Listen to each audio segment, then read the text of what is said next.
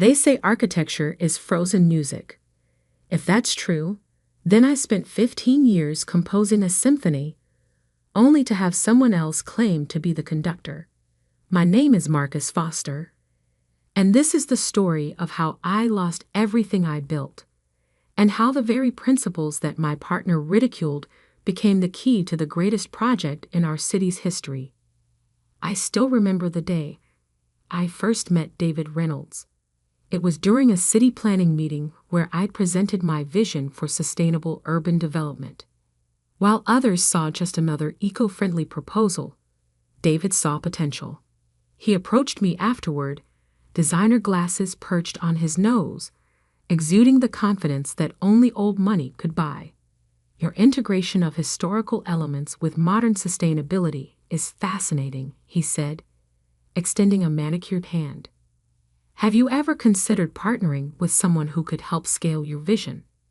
At 32, I had already made a name for myself in sustainable architecture, but my small firm struggled to land the major projects that could truly showcase my ideas. David, with his connections and family name in real estate development, seemed like the perfect partner. If only I'd known then what that partnership would cost me. The early years of Foster and Reynolds Architects were everything I dreamed of. David's connections brought us high-profile clients, while my designs won us accolades. We grew from a team of 5 to 50 in just 3 years.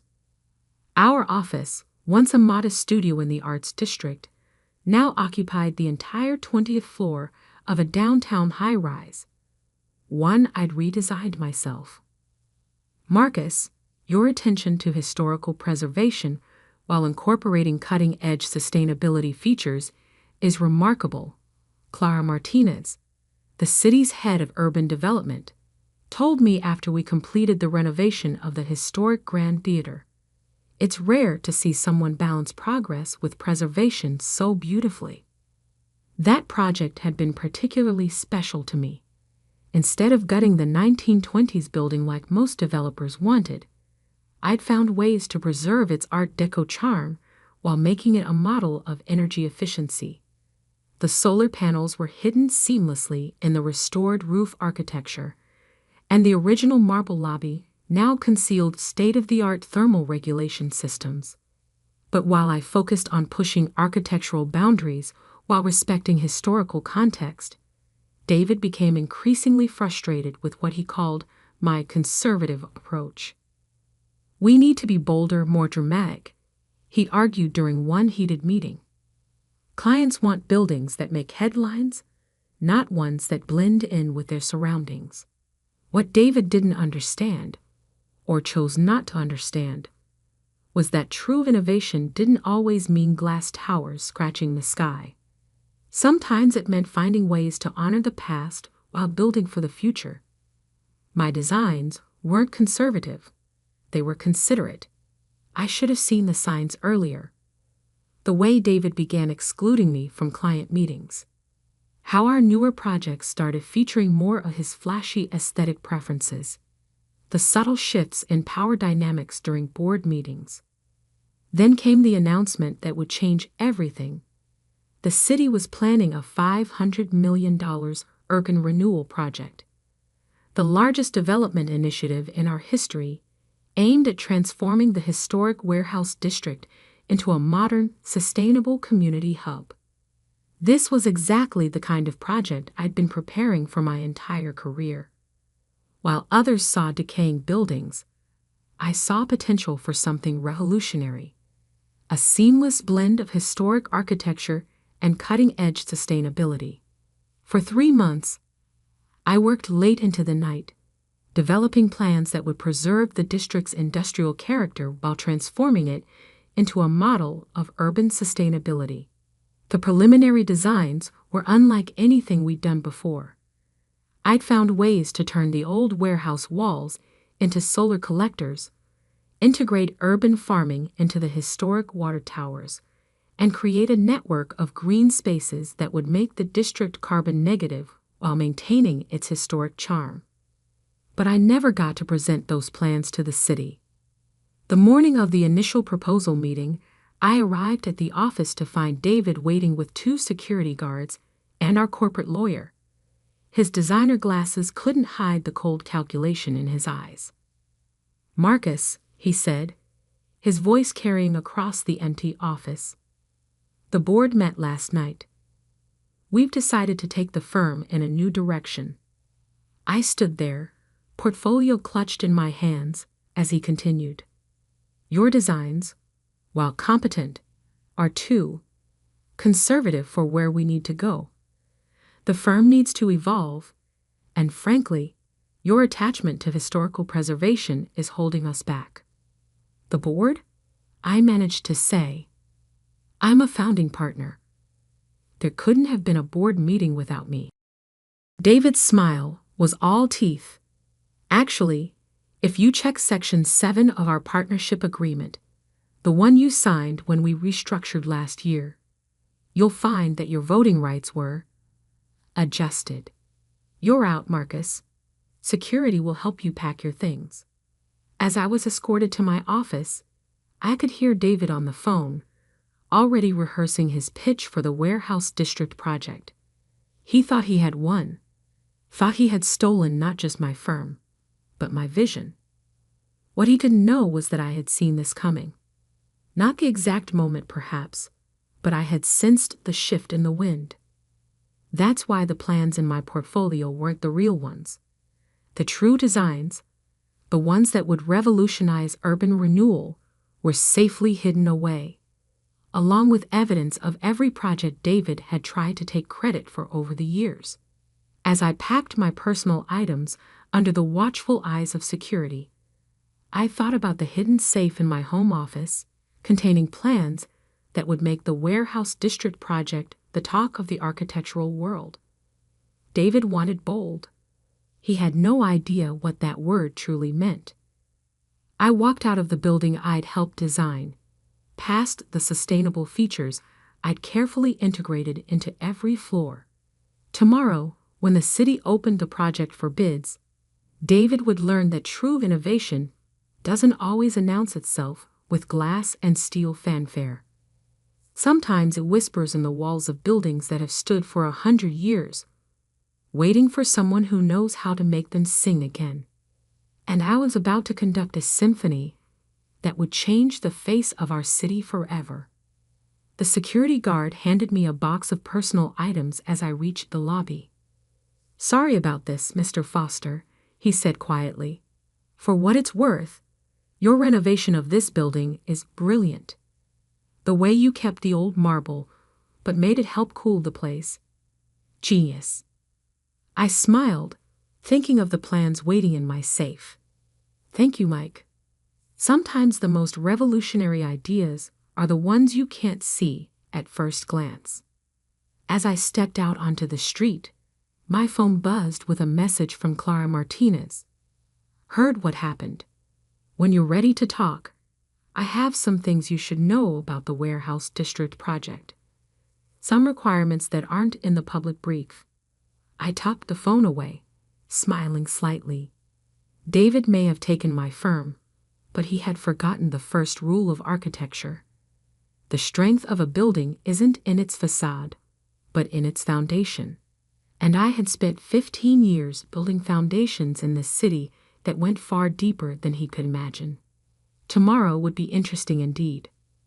The morning after my forced exit from Foster and Reynolds, I sat in my home office, surrounded by the architectural awards we'd won over the years. My fingers traced the embossed letters of the Sustainable Design Excellence Medal, the one David had accepted on the firm's behalf, while I was too busy working on the warehouse district plans. A tap at my door interrupted my thoughts. "Come in," I called, recognizing Clara Martinez's distinctive knock. The city's head of urban development entered, carrying a thick folder and wearing an expression that meant business. "I brought coffee and inside information," she said, placing a cup on my desk. "Though I'm more interested in what's in that safe behind your Frank Lloyd Wright print." I raised an eyebrow. "How did you?" "Please, Marcus, I've been in urban development for 20 years. I know when someone's planning ahead. She settled into the chair across from me. David Reynolds just submitted Foster and Reynolds' bid for the warehouse project. Want to guess what his innovative design involves? Let me guess. Glass towers, floating gardens, and enough steel to build a battleship. Clara's laugh was sharp. Close. He's proposing to demolish 80% of the existing structures. Says it's the only way to achieve true modernization. I stood and walked to the right print, swinging it aside to reveal my walls safe. Then he clearly hasn't seen these. The plans I pulled out weren't just blueprints, they were a vision 15 years in the making. Every project I'd completed, every historical building I'd renovated, had been researched for this moment. I spread the drawings across my desk as Clara leaned forward, her eyes widening. Marcus, this is incredible. You found a way to preserve every historically significant building while exceeding the city's sustainability goals by 200%. I finished. Those old warehouses aren't obstacles to modernization. They're the key to it. I pulled out more documents, structural analyses, material studies, energy calculations. The brick walls of those warehouses, perfect thermal mass for passive heating and cooling. The old water towers, ideal for rainwater harvesting and vertical farming. The iron frameworks, ready-made support structures for solar arrays and wind energy systems. Clara studied the plans intently. This would cut construction costs by 40% compared to new construction. The Historical Preservation Committee would approve it instantly. But she hesitated. Foster and Reynolds owns your work. David will claim these are company property. I smiled, pulling out one final document. Check the dates on those drawings. I completed the core designs 3 years ago, before the last partnership agreement. I registered them with the Architectural Copyright Office under my personal name. David doesn't own these. I do. And the new designs he's claiming to have developed. Every innovation he's presented in the last year. I have dated proof they came from my original concepts. Which reminds me, I turned to my computer and pulled up a folder labeled Project Archives. For the past 2 years, I've documented every instance of David taking credit for my work. Emails where he claims my designs as his own. Meetings where he presented my innovations without crediting me. Even security footage from the office showing him taking files from my computer after hours. Clara whistled low. You've been preparing for this. I learned long ago that true architectural innovation isn't just about design. It's about foundation. David was so busy looking at flashy facades that he never bothered to check what I was building beneath the surface. Just then my phone buzzed. A message from Tom Jang, my former head of sustainable systems. David's in full panic mode. The sustainability metrics in his proposal don't add up, and the Historical Commission is asking questions he can't answer. Clara stood, gathering the plans carefully. The city's hosting a public forum on the warehouse project next week. All qualified architects can present alternative proposals. She paused at the door. The Historical Commission, Environmental Council, and Urban Planning Board will all be there, just in case you're interested. After she left, I spent hours refining my presentation. The plans were solid, but I needed more than just superior design to win. I needed to expose David's pattern of theft while presenting an alternative that was undeniably better. My phone kept buzzing with updates from former colleagues. David was scrambling, trying to justify his demolition-heavy approach. The Historical Commission was pushing back hard, and environmental groups were organizing protests against the destruction of the historic district. Late that night, as I reviewed the final details of my proposal, I received an unexpected email from David himself. "Marcus, perhaps we were hasty in our recent decisions. Your experience with historical preservation could be valuable for the warehouse project. Would you consider a consulting role?" David. I smiled, thinking of the presentation I was preparing. David wasn't offering an olive branch. He was trying to get legal access to my designs. What he didn't realize was that the biggest threat to his plans wasn't in my blueprints. It was in his own actions over the past year. The next morning, I had meetings with 3 different architectural firms, all interested in partnering on my warehouse district proposal. But I had something else in mind. "I'm not looking for a partner," I told them. "I'm looking for witnesses."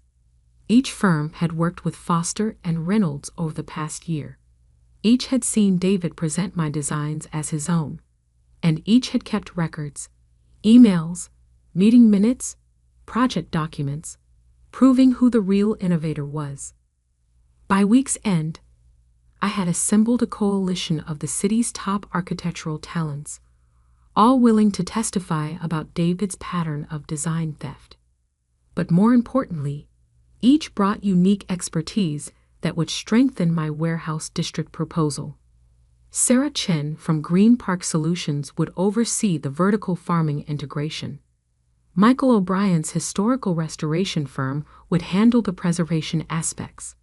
And Maria Rodriguez, whose sustainable energy company had worked on my past projects, would implement the renewable systems. Together, we spent the weekend refining the presentation, ensuring every detail was perfect. My original designs were already revolutionary. With their added expertise, they became undeniable. The night before the public forum, I received another message from David, this one less cordial. "Whatever you're planning, remember who has the resources to fight a legal battle. Don't do anything foolish." I thought about the thick folder of evidence in my safe, the testimonies from industry leaders, and the dated blueprints that proved every innovation he'd claimed was mine. David had resources, yes, but I had truth and a design that would change our city forever. Tomorrow, at the public forum, David would learn what true architectural innovation looked like, and it wouldn't come with a glass facade or a steel frame. It would come with the weight of history, the power of sustainability, and the undeniable proof that the best designs don't always shout. Sometimes they whisper from within 100-year-old walls, waiting for someone who knows how to make them sing. I closed my laptop and walked to the window, looking out over the warehouse district. In the fading light, those old buildings stood like silent sentinels, their brick walls holding a century of stories. By this time tomorrow, they'd be holding the future too. The stage was set. The foundations were laid, and I was about to show David Reynolds what conservative design really meant. The City Hall auditorium buzzed with anticipation on the morning of the public forum. Developers, architects, preservationists, and community leaders filled every seat. I sat quietly in the back row, watching David Reynolds stride confidently to the stage for Foster and Reynolds' presentation. "Ladies and gentlemen," he began, his designer glasses catching the spotlight. "Today I present a vision that will transform our warehouse district into a beacon of modern architecture." The massive screen behind him lit up with renderings of glass towers and elevated gardens, exactly what I'd expected. I glanced at Clara Martinez, who sat with the city council. She met my eyes briefly, her expression neutral, but her slight nod speaking volumes. "By removing these outdated structures," David continued, gesturing to photos of the historic warehouses, "we make way for true innovation. Our design will—" "Excuse me," an elderly woman in the front row interrupted. Rose Thompson, head of the Historical Society. Are you suggesting the complete demolition of buildings that have stood for over a century? David's smile tightened. Sometimes progress requires bold choices, Mrs. Thompson. These buildings, while charming, cannot meet modern sustainability requirements without. Actually, another voice cut in, those buildings have excellent thermal properties. Michael O'Brien, my historical restoration partner, stood up. Their brick construction and existing framework could be integral to any sustainability solution. I watched David's confidence waver slightly as more experts in the audience began questioning his assumptions. The sustainability metrics in his proposal didn't add up. The construction costs seemed unnecessarily inflated. The energy efficiency projections appeared overly optimistic. Perhaps, David said, his voice strained, some elements could be preserved. We have consulted experts. Like your former partner? Someone called out. The one who actually designed your last 3 innovative projects. The murmurs in the room grew louder. I could see David scanning the audience, finally spotting me in the back. His eyes narrowed. Marcus Foster's contributions to the firm were appreciated, he said carefully. But the innovations you're referring to were team efforts, developed under my leadership. That's not what the Copyright Office records show. Clara Martinez's voice cut through the chaos. She stood, holding up a folder. We've received some interesting documentation regarding the true authorship of Foster and Reynolds' recent designs. David's facade cracked. Those documents are company property. This is corporate espionage. Actually, I said, standing slowly, they're my personal work, registered before our last partnership agreement, just like the real warehouse district plans. The room fell silent as I walked toward the stage. David's face had lost its practiced charm, replaced by barely contained panic. What real plans? The city council chairman asked. I pulled out a USB drive. May I? David tried to block my path to the podium. This is irregular. Foster and Reynolds has the floor. Mr. Foster is a qualified architect with a registered proposal, Clara interjected. According to forum rules, he has the right to present. As I connected my drive to the presentation system, I smiled at David. You always said I was too conservative, too focused on preservation. Let me show you what real innovation looks like. The screen came alive with my designs, not just blueprints, but a complete visualization of how the warehouse district could be transformed while preserving its soul. The challenge isn't how to replace these buildings, I began, but how to help them evolve. These aren't obstacles to progress. They're the foundation of it. For the next 30 minutes, I walked the audience through my vision. The old brick walls, reinforced and modified to serve as thermal batteries.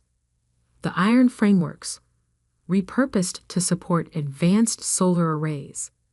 The water towers, transformed into vertical farming hubs. Every historical element preserved and enhanced with cutting-edge technology. This approach, I continued, pulling up the cost analysis, reduces construction costs by 40%, exceeds sustainability requirements by 200%, and preserves every historically significant structure.